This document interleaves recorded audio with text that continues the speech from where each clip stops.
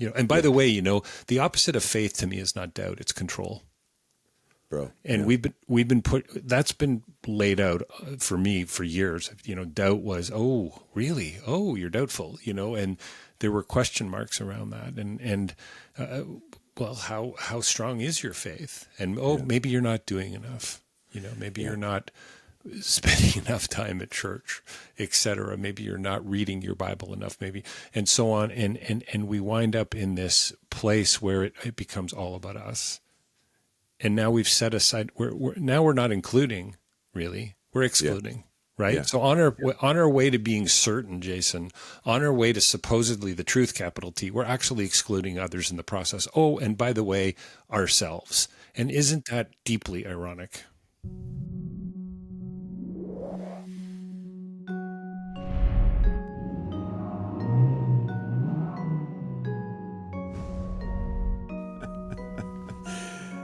David Peck, a rabbi, a pastor, and a philosopher walk into a bar. And you know what? I should know that joke, and I don't. I don't have the rest of the story, but that is the order of the last podcast. I had a rabbi on 2 weeks ago, pastor last week, and I got a philosopher with me and a good friend, David Peck, philosopher, writer, documentarian, husband, dad, magician, podcaster, radio host, face-to-face, filmmaker, and good friend. Over the last couple of years, we have grown in our connection. Man, I don't remember the first time we talked, probably a couple of years ago, but you go way back with Baxter Kruger, and so you were the brainchild behind Across All Worlds, the show that Baxter and I do. You're there in the corner as Baxter and I converse. But we've got this connection that has been made over the years and spending some time together. We're Canadians, mutual Canadians, so we spell things correctly. It's a good thing. It's good you're here, man.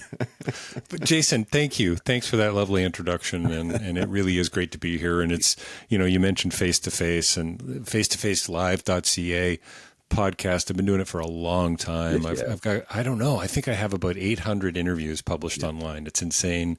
And, the conversations that you have, conversations for me really matter, but I think that's where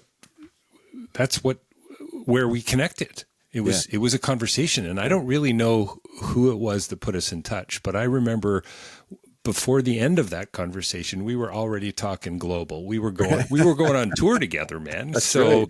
Like, I don't know what's going to come out of this conversation, but we were heading overseas, Oh man, I've been looking forward to it. We do connect a lot.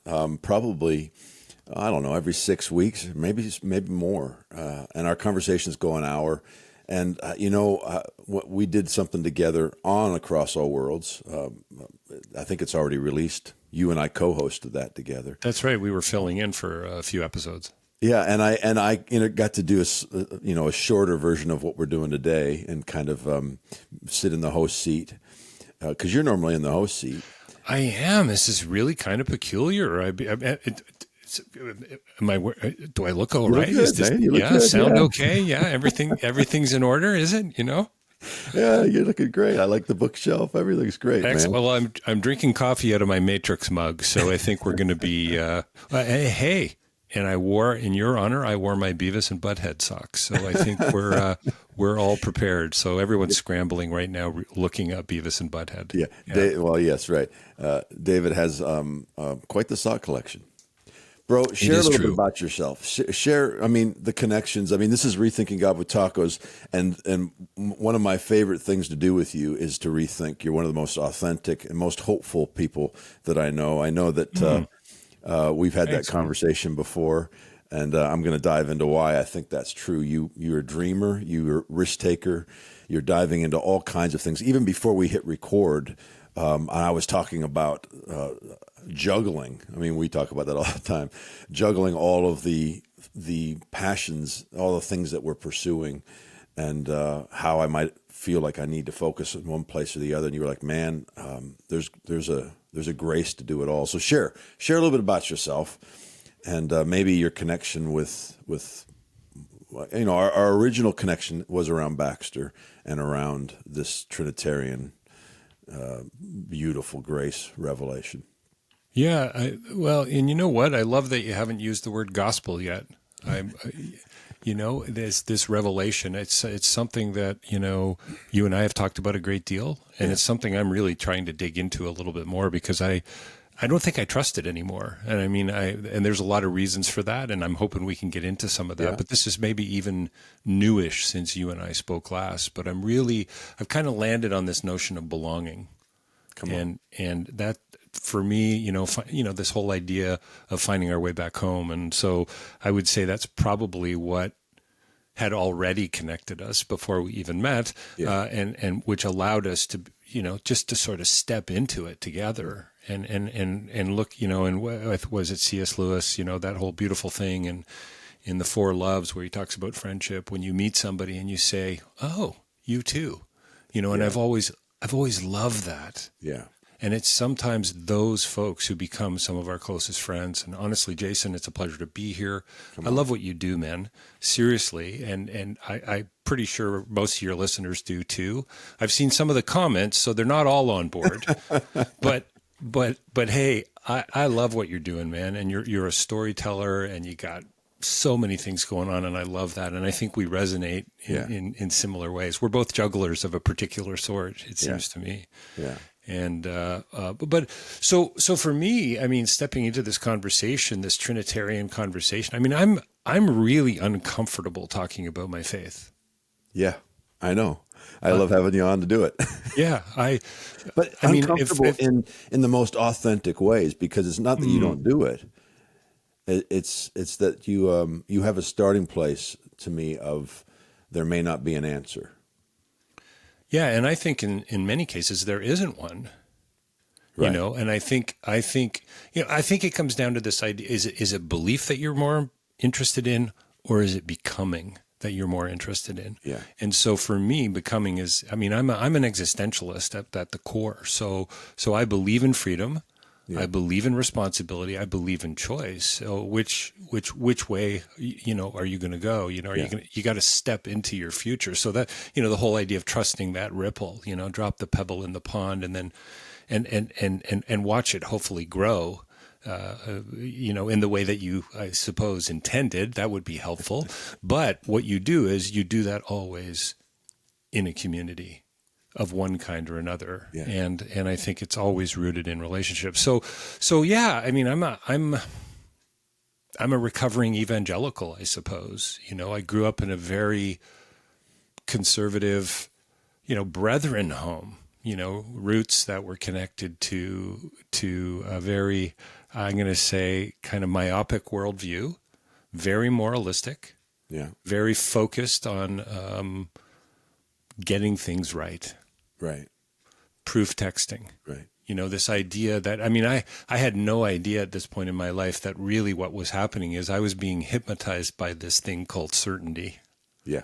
Come on. Yeah. And it wasn't until a little later in my teens that I started to push back and I started to ask questions that were making my parents uncomfortable and my Sunday school teachers uncomfortable. And that's when I started to read. And I started peeling back the layers on philosophers. I don't even know how this really happened, but I needed to go deeper. Right. And I wasn't satisfied with the status quo, I suppose. Maybe that should be the T-shirt that I wear, most of the time. Not satisfied with the status quo, ! But I do want to say, too, right out of the gate, as we get deeper into this conversation, for me, everything comes with footnotes. This is my new line.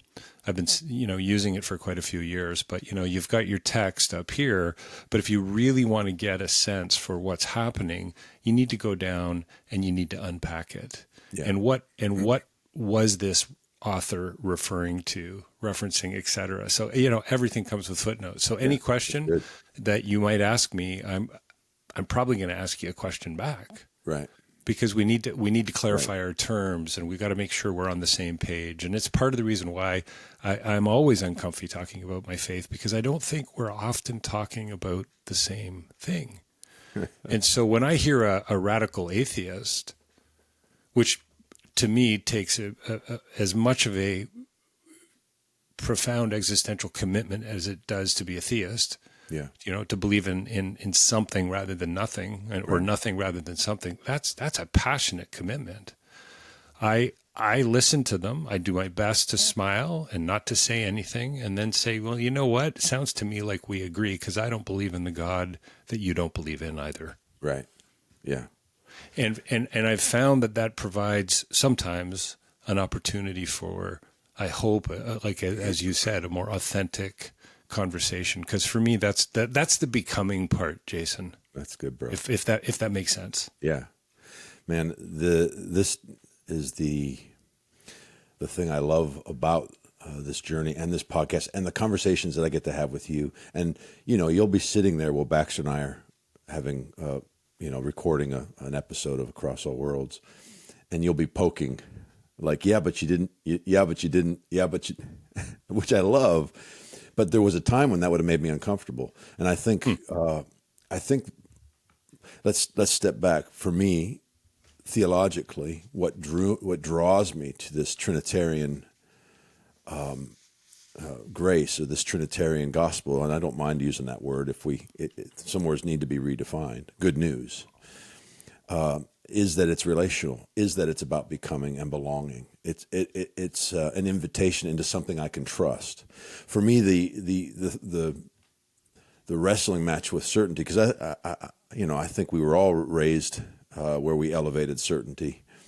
That's the nature of the Western mind, right? Like we're arguing on behalf of certainty, and it's so unnerving when you start to poke at it, because it doesn't add up. It doesn't math, right? And so this relational understanding. Well, even the math doesn't add up, right?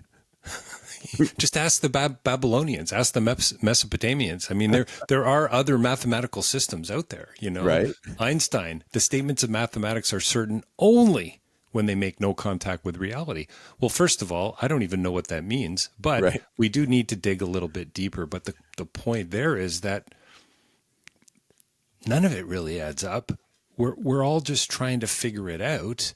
But the beauty of it is, and I think this is where you're going, is we're in it together. Yes. And arm in arm, hand in hand, side by side. Yeah. And we need to get, I think, I'm not even sure I want to even refer to myself as a Christian anymore. Right. Unless we want to talk about curiosity, unless we want to talk about compassion. Yeah. Those things matter to me far more than, well, what does it mean? Or what do you believe? Or can you lay out the tenets for me? Well, hang on a minute here. We've been pushing back against that for a very, very long time, theologically, philosophically, politically, and so on and so forth. But when we get down to it, what is this really about? I think it's really about others. It's about our neighbors. And so we're almost coming full circle back to that. For me anyway, Jason, that Trinitarian sort of reawakening was, hang on a second here. This is rooted in relationship. That's it. This is inclusion. Yeah. This is union. Yeah. Oh, hang on. Let me get this straight. The footnote there might be, it's not a footnote. It's love. Yes. Come on. So if your belief system, whatever it is, Brian McLaren's written, Do I Stay Christian, I believe. And that's a book that came out just after Faith After. I'm a huge fan of Brian's, and I love his work. I love the way he writes. I love that he was pastor for 16 years. I think he has a very comprehensive, holistic grasp on kind of what's going on the ground, on the ground. And I think I'm with him. I don't, if no matter what you choose, lean into curiosity, lean into complexity, lean into compassion, and love your neighbor. And I think we're all going to be okay. Okay, call me the idealist now, Jason. See, I told you this guy's one of the most hopeful guys I know. Yeah, hopeful cynic. I know, but so the conversations we have, and we're having it now, is always putting language to the journey. And we find our agreement ultimately in love and other-centered, self-giving love. And the thing that, and I have this conversation every time that Chris Green is on. he'll say it's so complicated, and then I'll be like, it's not complicated at all, and we'll have these back and forths because I'm like, Chris, I know what you're saying, it's complicated, but also it's also so simple. We are loved and we become love, and this is where whenever we get going, I'm like, yeah, but there's got to be somewhere where we can put our weight down, right? And for me, where I've been able to put my weight down is in other-centered, self-giving love that is not it's not a certainty in the ways that we've created it. It's not math. It's not didactic. It's an invitation to go first when it's required to go first, and go last when it's required to go last. Whatever love looks like, and it can be played out in our relationships. Like, to me, what you're talking about is good news because it actually impacts my relationship with my wife and my kids and my neighbors. And this is where, we can start talking about all of the fires you've got irons in. If that, you know what I'm saying? I do. I can hear them crackling in the background. Connected to your value for humanity. I just curiosity is a superpower. This is 100%. Yeah, you've said that. That's yep. It's one of my favorite new lines in the last couple of years. Curiosity is a superpower. I mean, I'm sitting next to some books that I put out very purposively. How's that? Okay, I don't know what that word means. We got the Apology by Plato, the Tacit Dimension by Michael Polanyi, On the Incarnation by Athanasius, Pascal's Pensées. Oh, look at that! Baxter Kruger makes it into the pile.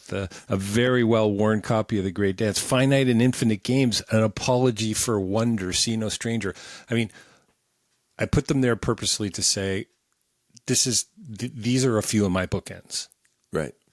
But they can be rearranged. Yeah. And they can be worked through, and they should be reread. Yeah. And we need to struggle. I'd like to think most of us are born with our sleeves rolled up. I'm just not sure where and when we roll them back down. You know what I mean? That. Yeah. Break that down a little. So we disengage. We don't lean into the idea of loving our neighbor, I don't think, in the way that we should. I don't think that most of what's been, unpacked as Christianity is not really rooted in the second greatest commandment. I really just don't believe that to be true. I don't think when you look back at history, I think it's a bit of a mess. So you've got the paradox, you've got the contradiction, so you've got the complexity.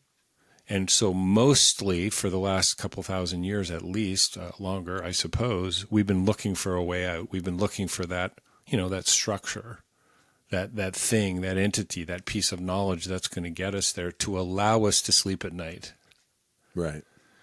And I think, unfortunately, what we've done is we've eclipsed a large portion of the world as we've sort of supposedly, made our way closer to the truth. And so, and we've wanted to put that capital T on it when in fact it can only be a lowercase t. That's good, bro. When we're talking about the ordinary and the average and the everyday. Yeah. Right. And I think for me, it's always about an approximation. This is back to the footnotes. And I hope and I trust and I pray that there's a humility to that says, oh, I've never thought of that before. Yeah. Yeah. You know what? You just opened up a door for me that I didn't even know existed. And first of all, I'm going to celebrate that. I'm going to listen to it. I'm going to thank you for it. And then I'm going to reflect on it. I don't know that we go there, Jason. So that's, I think, what I mean about that disengagement. What did Morpheus say? Most people are so hopelessly inert and dependent on the system, they refuse to be unplugged right out of the matrix. You know? Yeah. We like the blinders. Right, right. We've become so used to them. Well, and they give you a false sense of security in a world that is scary. You can't. We're looking for places to put our weight down and to be able to trust. I think for me, the conversation we're having is one and you can put language around it like deconstruction. A lot of folks use that language. And there's two things you can do in a deconstruction. You can tear everything down, and then you're left with rubble. Or you can find the truth, and it can be lowercase, but it's a truth that is love, other-centered, self-giving, a greater love, that you can put your weight on. It won't give you exacting. It's not going to give you a play-by-play sheet that you can follow now. It's going to invite you into the relational knowing. And so it's scary, but also the most liberating thing. You know, there was once upon a time where some of those books you read, I'd be like, oh, I don't know if I can read that. Right. Right. Like, I don't think I'm allowed. Philosophy and vain deceit. Right. I don't think I'm allowed to read those things. That's right. You know, because my life had been built on certainties of separation instead of the certainty of love. And maybe that is a paradoxical state. I don't know. I don't know, but I guess I wrestle for this, man. This is I think the pursuit of humanity. We're looking for trust. Trust is the commodity that we trade in. It is the most important thing that it isn't. It's earned. It's earned, and it's protected, and it's valued, and it's relational, and it's long suffering, and it can be broken immediately. You know, so it's the only. What can we put our weight down? What can we trust? This is what is true. And I don't know, man, if I'm making any sense. Yeah, no, well, I think relationships are true. Our neighbors are true. You know, there's that great phrase of, and I think it was Tom Torrance kind of riffing off Einstein, but there are things that are true that are not certain, and there are things that are certain that are not true. Yeah. And what he was trying to get to is that, I think, is that the certainty part is that 2 + 2 = 4. Like there's a certainty in that allows us to build roads and bridges and airplanes. Yes. But the truth has been extracted from that to some degree. And the truth exists in a place right here, right now. It's the in-between, Jason. How's that? It's what's going on in our relationship, in our friendship, in our families, in our communities. And when I say community, I'm global as well. I've done a lot of work for the last 25 years as a international development consultant. I've worked in close to 50 countries, and you step into these other cultures and you start to see how things are done there and not over here. And you can't help but wake up the next morning with a huge question mark attached to everything that you've already learned, you know? Right. So solving the problem of, say, extreme poverty may have very little to do with water and sanitation in this village, but it's going to be the answer in another village. Right. And so on. And again, we're back to the footnotes. So, you know, put the clipboard down, and how about just sit down around the fire and maybe lean in a little closer and listen. And that's really hard for us to do, right? For all of us to do, especially I think in the West. I think humans have a tough time listening, period. But I think when you look at the West and you see the success and you see our the access that we have, you know, and I say access just sort of writ large, if that makes any sense. You think, wow, we got a lot going on over here. Yeah. We are in control politically and militarily and financially and fiscally. It's just not true. Yeah, control is a lie. It's quite an illusion, you know. And by the way, you know, the opposite of faith to me is not doubt; it's control, bro. And we've been that's been laid out for me for years. You know, doubt was, oh, really? Oh, you're doubtful, you know, and there were question marks around that, and well, how strong is your faith? And maybe you're not doing enough, you know, maybe you're not spending enough time at church, etc. Maybe you're not reading your Bible enough, maybe, and so on. And we wind up in this place where it becomes all about us. And now we've set aside, we're not including, really, we're excluding, right? Yeah. So on our way to being certain, Jason, on our way to supposedly the truth, capital T, we're actually excluding others in the process. Oh, and by the way, ourselves. And isn't that deeply ironic? When you play in that, well, I love that phrase. I've said the opposite of love is not fear, but it's control. And it's very similar to what you're saying. it is a dualistic. It's built on the foundation of separation, on a foundation of a God who looks away, and it creates a false sense of a delusion, an illusion of control. Like we can. This sense of either or. You're right. Yeah, This either or, dualism, yeah. right? Very much back to the pre-Socratics, and Plato really firmly put the stake in the ground on this one, and so did so many other thinkers, Descartes and others as well. But there's truth out there. We got to get to it. We're on this side of it. It's over there. It's beyond our galaxy, as some of the Christian choruses will tell us. And it's not within it. And so if we think hard enough, if we reflect enough, if we get the right mathematics, if we get if we tick enough things off our to-do list today, maybe we'll get there tomorrow. Right. And no, hang on a minute. No, for me, it's the in-between. It's the tension. It's the becoming again. Right. Yeah. And so now we're back to things that are a little harder to grasp, which is, as you said, kind of frightening.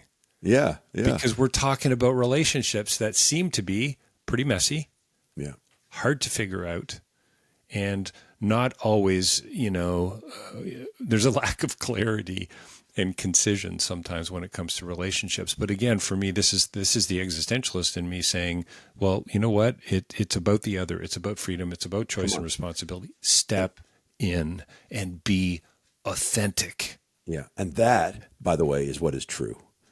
There you go. That is, if you want to call that the gospel, then maybe I'm in.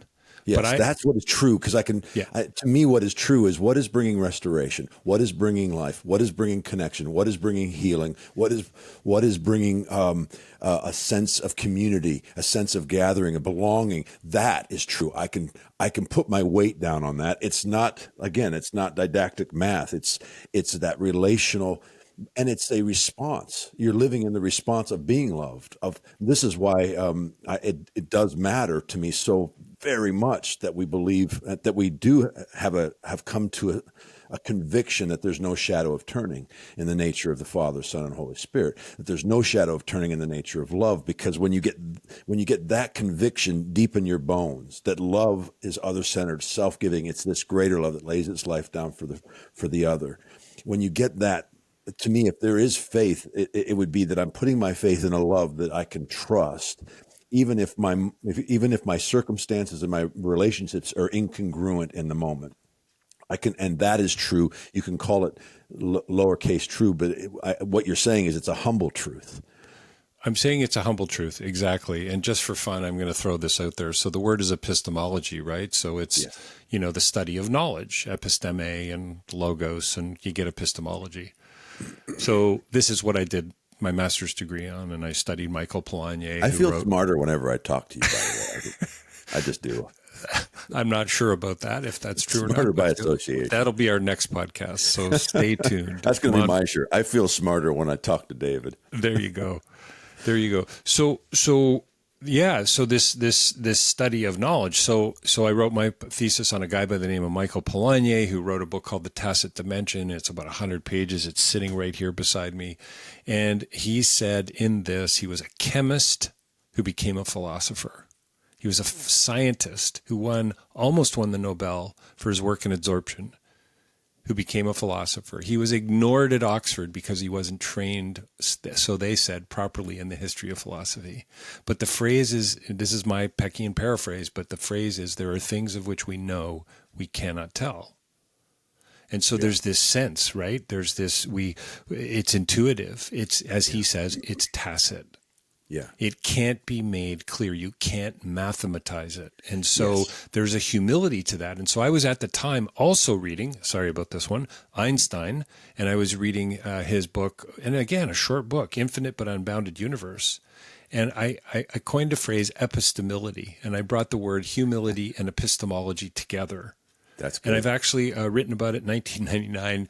I've written about it in a few other places as well. But it's this idea that, yes, you're grounded in a confidence, a proper confidence, as Leslie Newbegin might say. But there's a sense of humility that says, and I think this is why, I'm such a fan of the Socratic method. If you do it in love, it's not pedantic. It's not disinterested. It's not detached. It's not academic. It's actually deeply relational. Jason, I don't know what you meant by that. Can you unpack that for me? Tell me more about what you just said. That's the Socratic method, to say, oh, wow. Oh, whoa, hang on.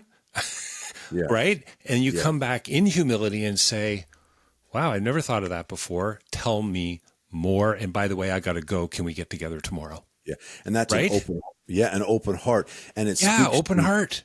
And what I love about that, you can't put, I'm going to rephrase it, Jasonize it now. However, you can't, if love is measureless, and it is, this is the conversation I talk about with my daughter, where I play the game, where I try and we measure our love back and forth to the trees and back. And I've told it many times till she finally says, Daddy, I've given her a litany of my love, and she gets all clever. She says, Daddy times 2. And when she did that, she explodes. You can't put language around that. You can't do that math. That's a measureless revelation. And so you have to live in the confidence of that reality, while at the same time knowing I'm never going to be able to fully articulate it. I'm never going to be able to. Am I speaking to that? Which I'm going to segue, but you may want to go further before I segue. Oh yeah, no, I'm with you. Segues are great, by the way. Well, I don't know how you can have a good conversation without them. And you're the king. You really are gifted, guys. I recommend that you go listen to his podcast. Thanks, man. And I'm looking up. I put links in here. Yeah, face-to-face-live.ca. You'll find about 650 interviews there. There's about 150 in other places as well. And I'm trying to get back on the radio, and hopefully it gives you more access into some, And you're speaking to a whole lot of different types, but a lot in the entertainment space. A lot in the entertainment space. Started out sort of with documentarians, which maybe led me to making my film Broken Courage, which I'm super excited about, and hopefully we can chat about that in a few minutes. But a great conversation is always unfinished. Yeah, and I think there are always going to be loose ends. We can't tie them all up. And yet I get out of the bed. I get out of bed in the morning, and I think on some level, Jason, and maybe this is my upbringing, maybe it's a part of the fall, maybe it's a part of who we are as being human. I feel like today I'm going to figure it out. Like there's, right? And that's hopeful. See, well, I think it is hopeful, but I also think it can easily slide into arrogance if you're not careful. And so how do you maintain that sense of, I'm going to do my best today, and as Paul Young would say, I'm going to live within the grace of one day. And how do you do that without excluding others and still loving? Jason, love wins, and I'm uncomfortable with that sort of competitive like nature notion there, but still it wins. It's the beginning, it's the middle, it's the end, it's the glue, it's the motivator, it's the central theme, the sunum bonum, as the Greeks would say, right? It's the greatest good. So if whatever it is you're doing is bringing you back to that, or allowing you to recognize that you're already rooted in it, then we're going to be okay. That's it. And this love, if you say you wake up in the morning hopeful that we're going to get it today, to me, that is living and if you're living in the sense of, like, for me, it's like, Father, reveal how much you love me, because you can't give away what you don't have. It's a 1 John, 4:19. We love because he first loved. If love is the beginning and the end, love created us in his image and likeness to become and awaken to this love. And that can be trusted and can only be communicated. And here's the segue. This is, I'm giving you guys a heads up on how I'm doing this. I'm showing you how the sausage gets made. Here's the segue. It can only be communicated through story, through narrative. I think that is, or at least that is the way by which where we connect. Jesus is doing it all the time. He's not giving you an exact answer. He's telling you a story. He's inviting you to participate in the moment you're in the understanding you're in the narrative that you are, and wherever you are in the arc of that narrative, to participate in the story he's telling, which is a measureless love story. And it's something that you and I are passionate about I went to your website for Broken Courage, the movie.com. Broken Courage is a documentary about a fellow by the name of Soon, I'm going to say it right, Ritana. Yeah, that's great pronunciation. And I want you to talk about it a little bit, but stories are meant to heal is a quote by Richard Wagner or Richard Wagamese, yeah, very famous Indigenous writer up here in Yeah. Canada. Yeah, yeah. You Stories are meant introduced to heal. to that quote, but speak to that because I do think what we're talking about can't be, and again, it can't be captured by math per se. It has to be presented and experienced through narrative. Math is a tool in our toolbox. It's not the Yes. key to the universe. Yes. I just don't think it is. Right. I mean, it's one of the keys. Sure. But I sure. think there's a lot of keys on that keychain. I really do. And I just want to say to Jason, and thanks for the segue and the stepping into the idea of stories, healing, talk and about it. Storytelling. And we're going to talk about Broken Courage, and that's amazing.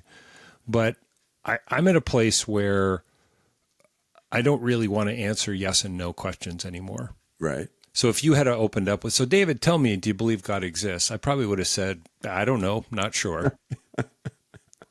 No, I'm not. I probably wouldn't have said it. That's exactly what I would have said. Right. And then I would have said, you know what, Jason, can you give me a call tomorrow and ask me then too? Right. Because I think it might be a bit of a different answer.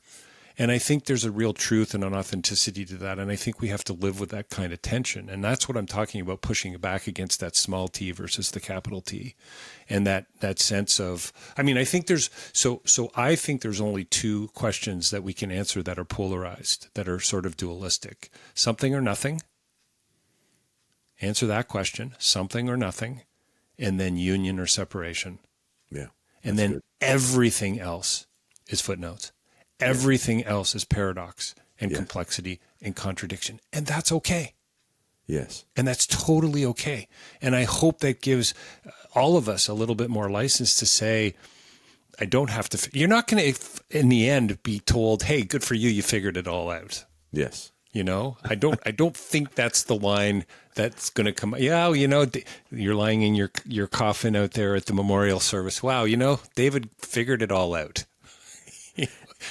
And yet, it seems on some level, at least for me, that's what seems to be a driving force. And I just continue to need to remind myself that I'm loved, that I'm included, and that I don't need to figure it all out. And that's tough for a guy who lives, you know, in his mind a lot of the time. And I've always said too, you know, I think there's already the bridges between, we don't need to build a bridge between the head and the heart. We just got to get across it.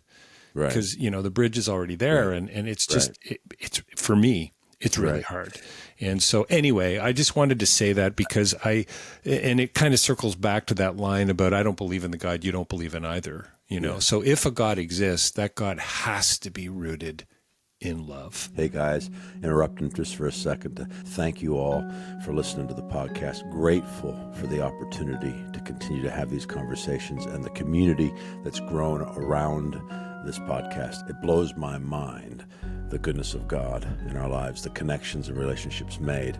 The podcast is listener supported, and I'm so grateful for those who partner with us that way. You can do that at afamilystory.org. That's also where you can sign up for our mailing list and stay up with all things tacos related and the ministry of Family Story. We also have a Facebook group. Lots of incredible conversations and connections taking place there. I love what's happening. It can get spicy, but it's good. And finally, we have launched an online Rethinking God with Tacos community. It's subscriber-based. I love this because there's an opportunity for us to intentionally connect and go deeper together. That's where we work on book studies. We're currently working on one of mine, weekly connecting on Zoom calls, having guests, folks like Bill Vanderbush, Jamie Engelhart, Baxter Kruger, Randall Worley, on and on. So many friends that I've had on the podcast. I love what's taking place there. There's teaching constantly happening. And my book is available for free. The Rethinking God with Tacos book. If you sign up, the first month's free. We also provide scholarships if needed. All of this is available at afamilystory.org. Incredibly grateful for all the ways that we're connecting and discovering the measureless always good love of God together. All right, I'm going to let you get back to the podcast. And and that's good. That's that relational. That's what I love about when I use the Emmaus Road. That there's an engagement in head obviously taking place on that road. He's opened scripture to him. Doesn't tell us which ones, which I love. Baxter's would love to know what scriptures he opened to them. But I love that we don't know it because it wasn't the point. The point was that they were recognizing the burning in their heart. Right. Enough to actually invite the mystery into the house so they could get revelation. And you threw down the gauntlet. So this is where the relational guy's like, oh no, I can get a yes or no answer from you. Tell me about how much do you love your wife, Elizabeth? Does she love you? But now we're having a conversation in love where I know you can give me a yes or no answer. I can, but I would say again, that it still comes with footnotes, right? Sure. So most of the time I know that I am loved. Yeah, for sure. And that's not a comment about her necessarily. That could very much be, and I think most of the time it's a comment about me. I mean, sure, when you're W.H. Auden said in the Christmas oratorio, the table exists because I scrub it. Yes. So yeah, of course. Am I drinking coffee? Yes. But I would say this is the one thing, and this is where we keep coming back at, and we've had this conversation so many different ways with Baxter in the room and others as well. But for and this is the thing that I do with Chris Green, where I'm like, look, at the end of the day, because I'm probably aware of the discomfort of folks listening, maybe, or my own discomfort, but also because I believe that I need it. If you asked me in certainty, do I love my kids? I'd say I do.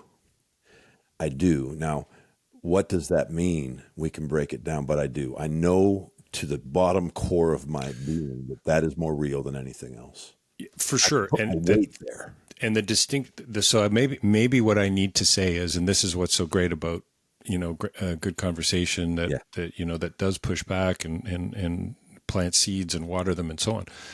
Maybe what I'm trying to say is that there's only two sort of metaphysical questions, questions. David Hume, the philosopher who wrote the Dialogues Concerning Natural Religion, empiricist, said all metaphysical questions should be committed to the flames, Jason. Like, there's no point even having them, right? Because they're pointless. What's a metaphysical? But beyond the here and now. So, Gotcha. So do I know my wife loves me? Of course I do. Yes. Do I know that God loves me? Not sure. That's a metaphysical question. Okay. So now we have to have another. So I'm saying the two questions are something or nothing, God or no God, union separation. Now it's all details. Right. Now it's all footnotes. Now we end up with Hinduism and Buddhism and the Baha'i tradition and so on and so forth. And we have so many different ways of trying to come to terms with what is. What does Baxter say? Faith is a discovery of what is. Yeah. Right? So much more going on than meets the eye. It's, know, so anyway, I think that's really what I need. And that's great because that helps to bring me a little bit more clarity as well. I guess part of the reason I wanted to toss that out there is because I am so afraid is the wrong word, but concerned that I'm going to be confused for somebody I'm not. And I don't know if that's connected to my desire for truth or authenticity or for trying to figure it out. Right. But I'm so concerned about making this greater global conversation worse. We live in a very divisive world. Right. I don't think we need any more reasons to think about ourselves. We've got that one figured out. Right. We really, really do. And I think that it's time to start, Valerie Carr in See No Stranger says that you are a part of me that I have yet to come to know. And I think that's a deeply existential thing to say, but it's a really beautiful way of saying you matter to me more than I thought I even knew. Yeah. And so you're a part of me that I didn't know yet, or I don't know yet. And that leaves you open to others. And I think that too is just a lovely segue into Broken Courage and to Cambodia and this country that, by the way, they call the Kingdom of Wonder, that touched me and Elizabeth, my wife, many, many years ago, back in the early 2000s. And I met a man, Soon Ratana, you've referred to him already. And 10 years later, I've been working in the country on and off as a consultant, working with an organization out of Hong Kong called Asian Outreach. And and falling in love with this country and other countries too. Sure. 10 years later, I go back to the War Museum where I met him, and I think, I wonder if that guy still works here. And he did. Wow. And so in 2014, I was reconnected with him. Yeah. And that's where I said, this man's story needs to be told. So it's only taken, about 8 years. It's 11 years from that second meeting with him, right. but about 8 years to get that story up onto the screen. And it's called Broken Courage. BrokenCourageTheMovie.com. Some really exciting things happening around the film, way more than I had ever imagined. It's a documentary. It's a story about three people, really, but really about one man and these two sort of friends that circle around him, come alongside him. Yeah. He's a landmine survivor and a former child soldier. And, we're not going to sell a lot of tickets for this film. Right. But what we're seeing is it's having a huge impact in the country, and I've been able to form some partnerships with some people in organizations in Cambodia, the International Campaign to Ban Landmines, Mines Action Canada here in Ottawa and Vancouver in Canada, doing great work on disarmament and so on. And just the conversations that have come out of this, Jason, are just utterly brilliant. And so I'm hoping that people are going to not only see the movie, but act on the story that's been told, and that, stories are meant to heal, said Wagamese. And I think Soon's life and our lives too prove that. I really believe that, and I think some days, that's all we have, our stories. Right. And this is why I love film so much, because, as Adam McGoyan and others have said, the movie houses are the cathedrals of our time. Yeah. And this is where the parables are getting told, and why it's so important that parables that matter are being told, Yes. And that's why I love what you guys are doing, and so many others. And now we're going to just talk about movies for the next 45 minutes, and we will alienate most of the room. Yeah. I thought I want to spend a little more time here before I start talking about movies with you, but we can do that. Oh man. And we have so much fun doing it, folks. You gotta, it's just, go ahead. I do love this, I saw it, by the way. It is a beautiful film. It is significant. The gentleman Soon, he's missing a leg. He's got some bullet holes. I mean, he's been through it, but there's a gentleness to him, and there was a liberty in how you approached it. Much of that liberty we've already discussed, because of what you've come to your convictions around love and where you're. I've yet to give Soon a copy of the 4 Spiritual Laws. I thought that was the first thing you did. That's interesting. The 5th spiritual law, by the way, is realizing there are more than 4 spiritual laws. It is beautiful. It is powerful, and it speaks to also the many ways that you engage in this world as David Peck. This is such a powerful film in that it's bringing awareness to an issue that most of us wouldn't have a clue about here in the West. I didn't,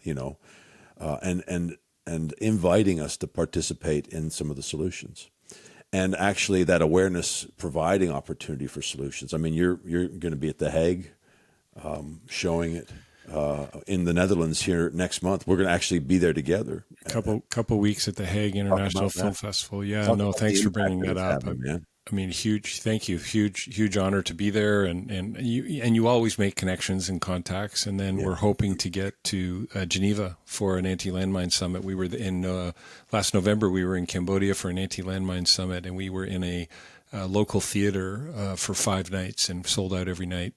And to see the Q&A, the questions that young people were asking in Khmer culture, which typically are the kind of things that you would push aside. There's a lot of people in Cambodia who just want to forget. Yeah. And in fact, the original title for the film was Remember to Forget.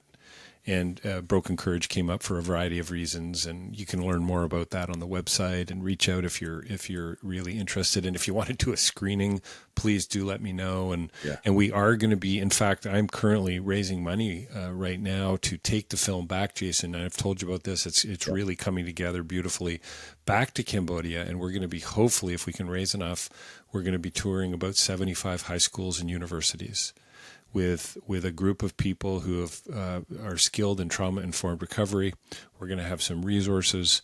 And I mean, Cambodia is the kind of place that you can't go anywhere without meeting somebody who's been impacted by this history, but also are recovering from that sense of trauma. And I think to some degree, all humans are recovering from trauma of one kind or another. I think childbirth is pretty traumatic, for most of us, so what did Bobby Dylan say? Stone cold dead as we step out of the womb, I think, on Slow Train Coming. I don't know if I agree with that, but yeah, that back in the day. Oh my gosh, that's a great song.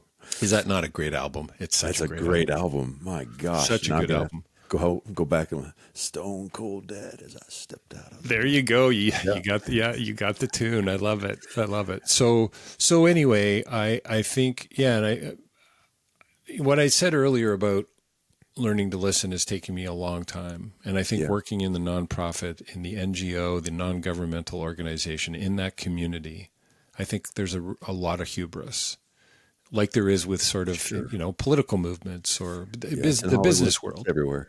Yeah, it's everywhere. We have the answers. You don't. Let us show you how to drill wells. Let us show you how to build houses. Let us show you how to farm rice when I've never farmed rice before in my life, but I've got some sciences that's going to help, right? But what I didn't account for, Jason, were the landmines in the soil, or worse, the arsenic that's polluted the water table, just below where the rice, and the comment. And here we go. We're back. Everything begins with footnotes. Yeah. So listen, and love, and I think again we kind of come full circle back to that whole notion of union over separation, of love being the first thing. Yeah. And anyway, so the film, so we're hoping to raise some money, and maybe even going to reach out to your supporters as well. And I'm hoping there's going to be a website address here at the end of the podcast, or there's going to be a QR code. We are going to do a GoFundMe campaign. I've done a few of those in the past that have been hugely unsuccessful.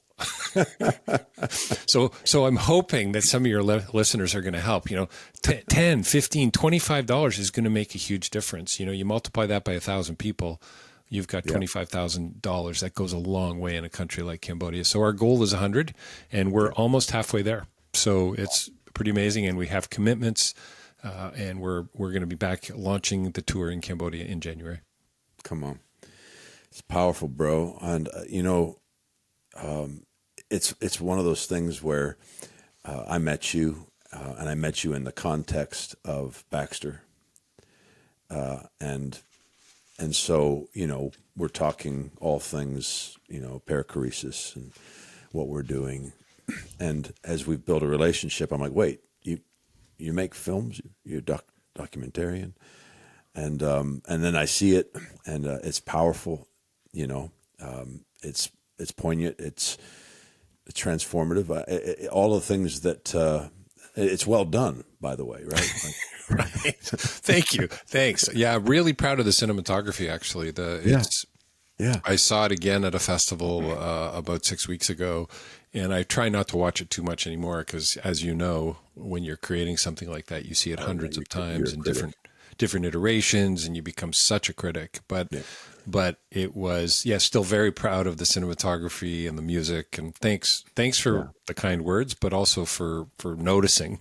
Yeah, so I love it. It's a significant film, and as I'm getting to know you, and we get further down the road, you're a magician.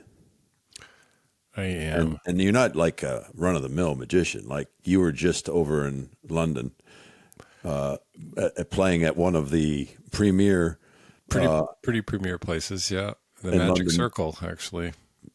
Got an invite to go do your show there, right? I did. I was a part of a show, Okay. but it was a real honor and a thrill. And I was about as nervous as I was the first time I ever took the stage, I think, being backstage and just the history of this theater. And it's, down this alleyway and you knock on the door, and it's a society that I've been a part of for about 5 or 6 years now. And it's remarkable because it's about, preserving the art of magic, but it's also about promoting it and pushing it forward as well. Right. And so, but 160 in this beautiful, beautiful theater, and I was a part of about 2.5 hour show, and everybody stayed and got a standing ovation. I mean, holy smokes, it's just unbelievable, right? Like how did this happen? Yeah. I wasn't going to bring up the magic, but thanks for that. But here, how's this? Magic, wonder, philosophy, wonder. Yeah. All philosophy, says Aristotle, begins in wonder, as do many of the other big names. Cambodia, kingdom of wonder. Wondering what's going on there. I was going to point the through line out if you didn't. I figured you'd get to it. Yeah. No, I had to. That was why I brought it up, because. Well, and we're back to mystery, Jason. We're back to mystery. We're back to mystery and a lack of certainty. We're back to tension and the unknown and the relational and the messy. But you know what? It's all connected, and the circle is complete. And it's drawn around it all, and that's love. Yeah. And it just, and that's hard for people to come to terms with. I really, I do get that. I do get that from coming out of the tradition that I came out of. But hearts are burning. That's the thing. Right. That's what these podcasts, we get to have conversations where our hearts are burning, where we're more convinced that love is the answer that aches in the heart of humanity, right? The question, it's the answers every question that aches in the heart of humanity. And well, this I think too, hearts are burning, and I think hearts are yearning too. Sorry for the rhyme, but people are looking.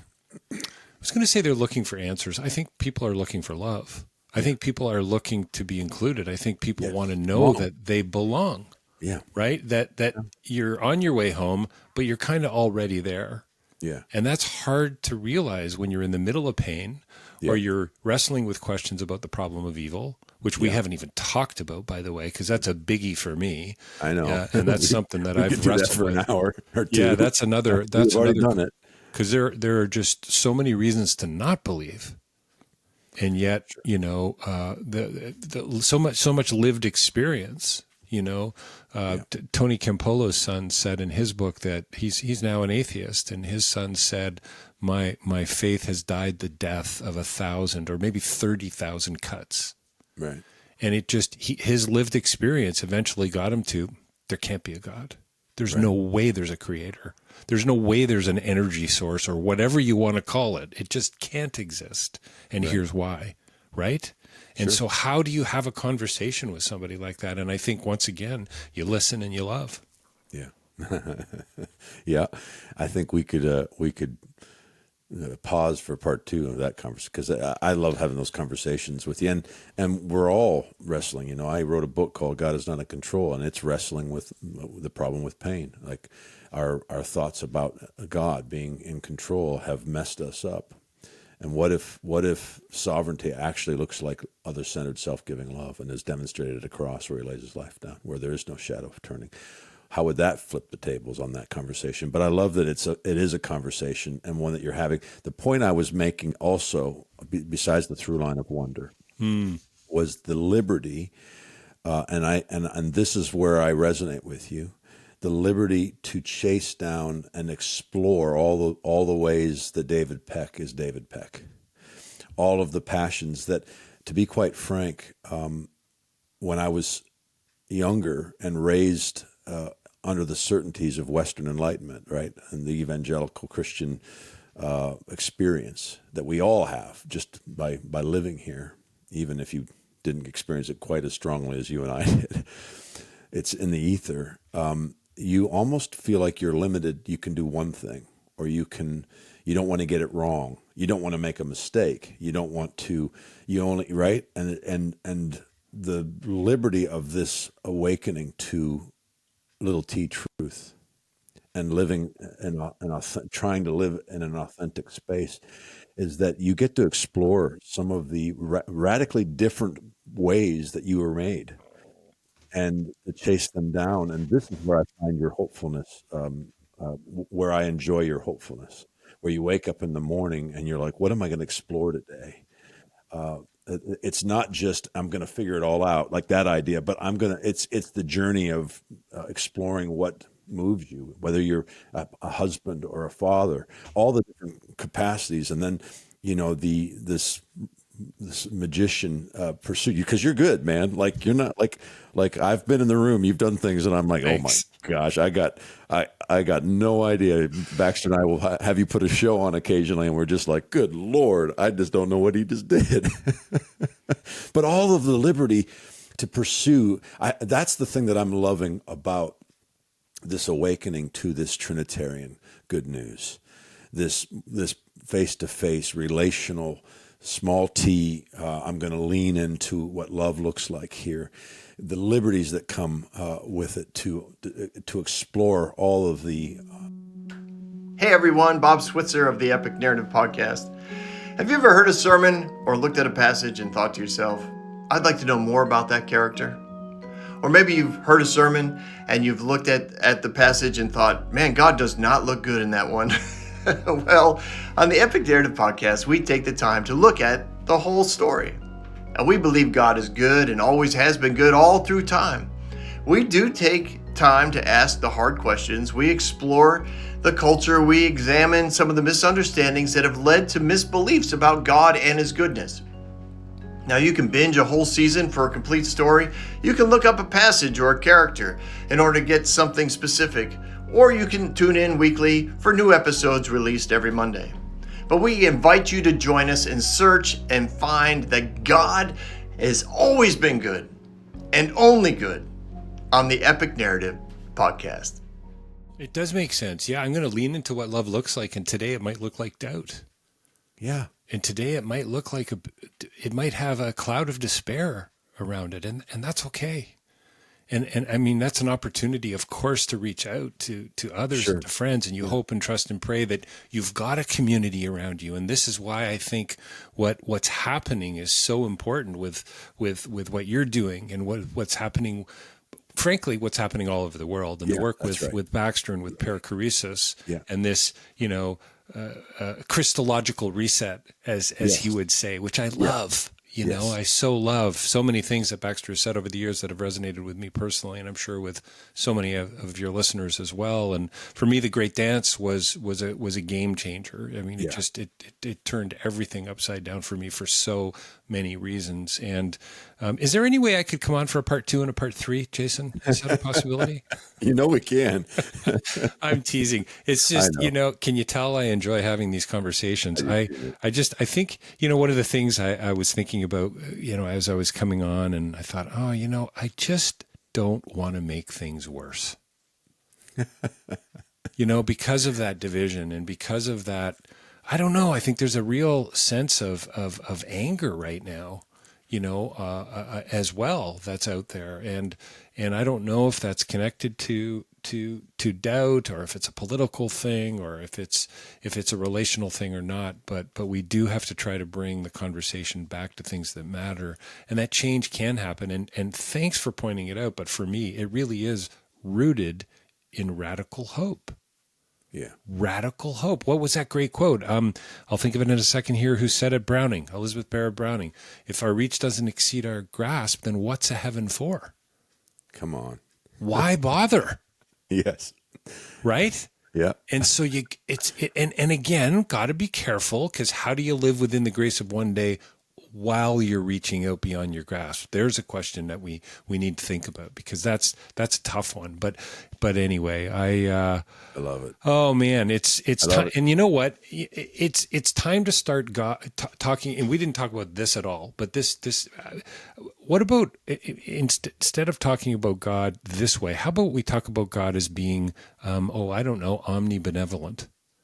Or how about omni-loving, or omni-gracious, or omni-inclusive, or omni-compassionate, or omni-relational, I'm just trying to bring it back to that whole, if this God exists, this God is a God of love, whatever that looks like. Yeah. Whatever that looks like. That's right. All those omnis are grounded and rooted and established in love. And yet what do we lean into? The control-like ones. Well, right? Yeah. Present and all the omniscient. Yeah. You know what I mean? Oh, wow. Right. And so, and again, this is probably not how we want to end a conversation like this, but maybe it will at least tease everyone for part 2. You go. But these are big questions. And I think, I love working through them. And I feel, hey man, I feel smarter talking with you too, just for the record. and pretty much with everyone I meet, just seriously, because we just, the problem is we think we have time, Jason. Yes. Right. Yes. And use the moment wisely, use it well. And I just so love that you've had me on the show and you've entertained some of these crazy ideas that I have and thanks for watching the film and being a part of this. And it's the conversation's just starting as far as I'm concerned. Yes, and I recommend folks participating and checking it out and giving if you can. I think that'd be great too. I love the curiosity you bring to every conversation. Thanks. And I'm grateful to call you friend, man. And we're not going to leave it there because we're going to talk tacos.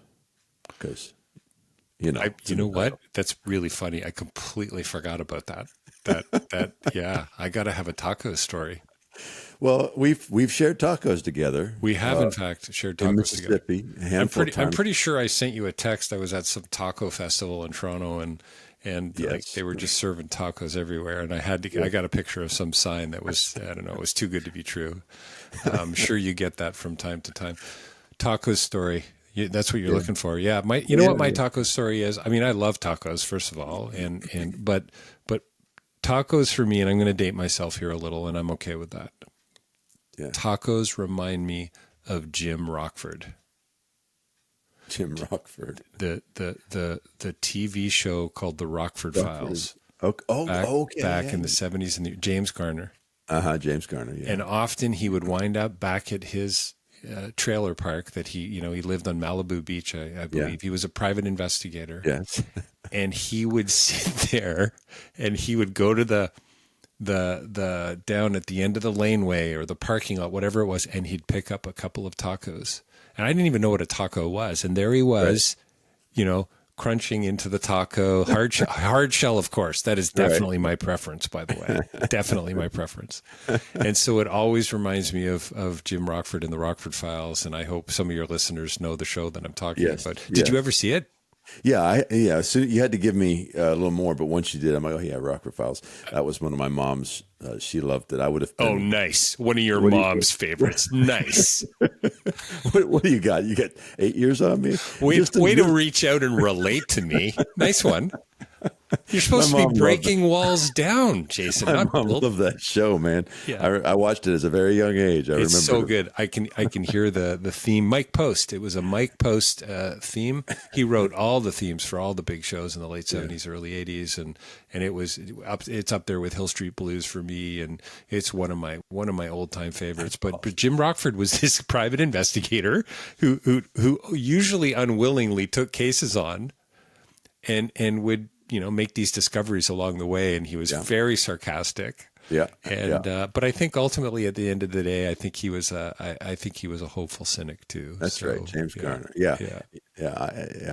That's good. I like it. Hey, that's a very unique taco story. Very, very unique. And we didn't, I can't say enough about, there's so many different places that I could have introduced you as well. We've talked about face to face, but man, you've had some crazy conversations with some names that everyone would know, actors and directors. Oh, I mean, a good chunk of the cast of Lord of the Rings, actually. Hugo Weaving and Viggo Mortensen, Carrie Ann Moss, Elijah Wood.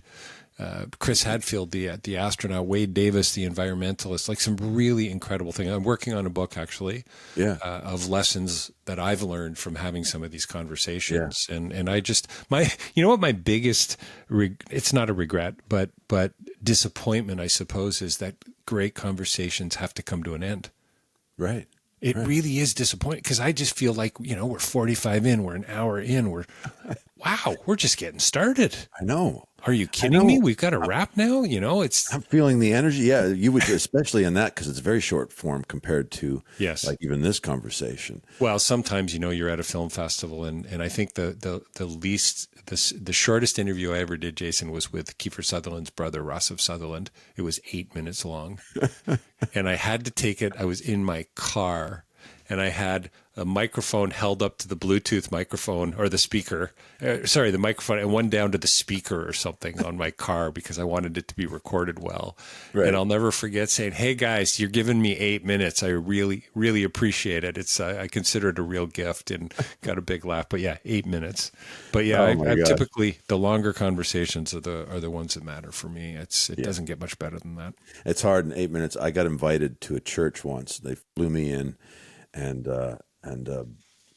just before I was about to speak, the pastor said, "Okay, so you got 12 minutes." And because of the timing of the where we were, the space, the rental, and I thought, 12 minutes? I don't even know how to introduce myself in 12 minutes.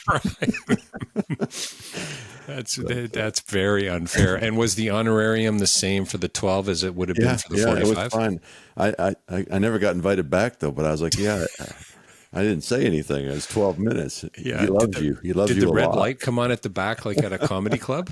Yeah. I think I went like closer to 14, but anyway, man, I love you. Same. Love you back. Share all those places folks can find again. So davidpecklive.com is my website. That'll get you to the podcast as well, but it's facetofacelive.ca. And then the movie, if you just search Broken Courage, which I'd love to tell you more about, and I hope to get to do that. There's going to be some videos coming out talking more about the tour and what's happening in the near future. brokencouragethemovie.com, and we've just released a new podcast, a 10-episode series called Silent Killers. It's with the international campaign to ban landmines.